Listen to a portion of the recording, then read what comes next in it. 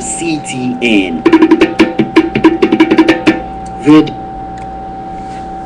Margaret Briwa, a Sierra Leonean girl, age 17, could have lost one of her legs if hadn't been the timely intervention of Peking business to refer her to a medical case to Dr. Jeff Nusdat in St. Petersburg, Florida, USA, where she regained her health.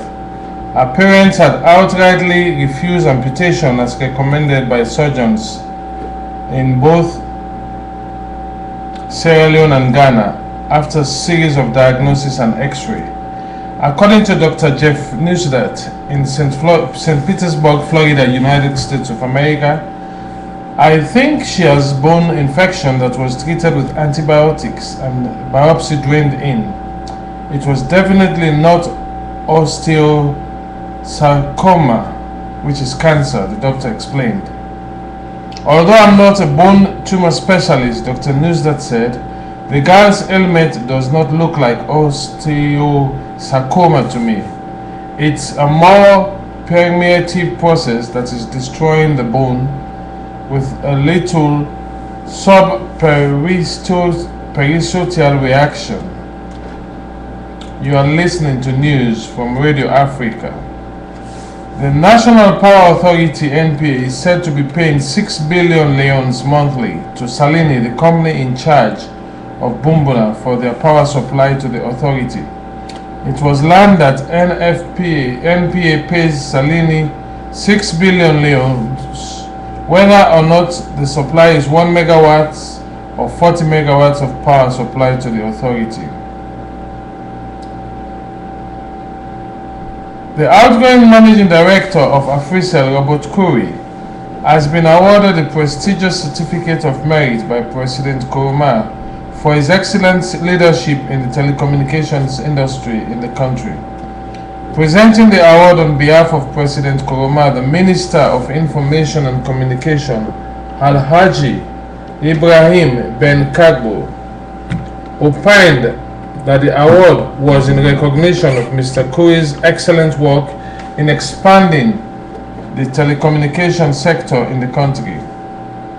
Furthermore, he noted that the award is for promoting excellent corporate social responsibility during his tenure as Chief Executive Officer of Africell and bringing the status of being one of the leading GSM companies in the country. The National Public Procurement Authority yesterday hosted Class 6 pupils of Tower Hill Kindergarten School as part of the school's activities. Given the purpose of the visit, Mr. Alex Masuba, a teacher of the school, said that this is not the first time that the school embarked on such tour, as they have been going to various institutions to see their operations. He said that after every National Primary School Exams, NPSE, they do take the kids to various locations so that they will learn about the operations of that particular institution. We are not limiting the children to only academic work, but should teach them how the parastatals work. The Sierra Leone Insurance Association, in collaboration with the Africa Reinsurance Corporation in West Africa, yesterday ended a 2-day intensive course for insurance workers in Sierra Leone on a reinsurance accounting system.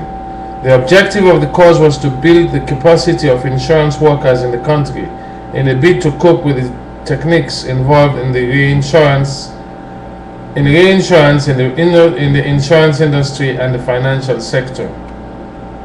As part of the ongoing process on reducing the number of child deaths in the country, Helen Keller International, with support from UNICEF World Food Programme and the Ministry of Health and Sanitation, held a training of district directors on deworming of children.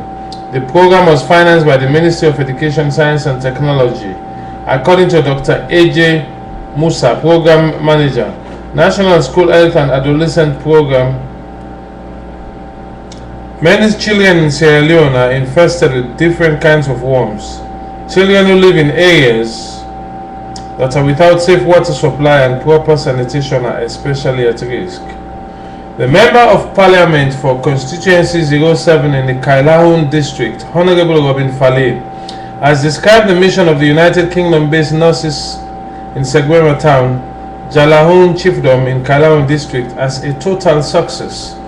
Honorable Robin Fale said about 500 residents in Segwema town and its environs converged at the Segwema Community Center for treatment where they were diagnosed for hypertension and diabetes. He confirmed that the people are diagnosed to ascertain their blood pressure and the level of sugar content within their system so that they can make early referral to the appropriate department for treatment. You have been listening to news coming to you from Radio Africa, Washington, D.C. This